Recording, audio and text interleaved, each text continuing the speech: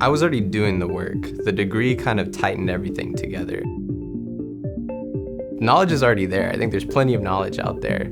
So how do we start doing things? I think people want an action plan, and that's why this degree program is really great. It's bridging the research that already exists with what can we do now in this moment.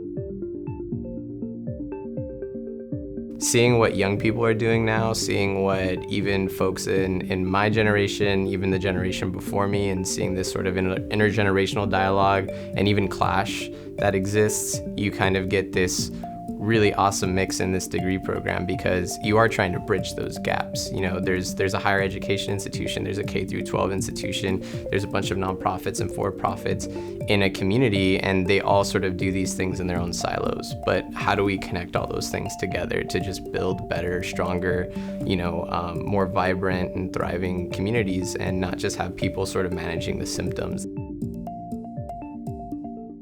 I'm a project-based person, so I need to get my hands on something in order for it to make sense. And I think for me, the community I'm engaging with, to feel like, okay, cool, this is something that I can tangibly use, or I can think about, or I can bring to my next city council meeting, or bring to the school board. Research is great. Research benefits so many people, but it's also sort of sometimes locked away in academia and higher education. And so when we focus on a capstone-based project, right, we can actively find those things with community partners and sort of figure out hey, this is what we can actually do, and we don't need to do that much research into it. We can actually put things in place because maybe the research is already there.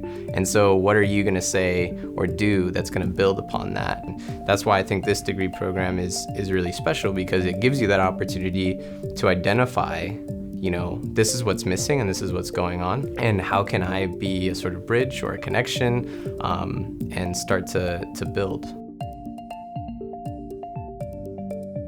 The Inland Empire just captured, my heart, my mind, and I wanted to stay out here.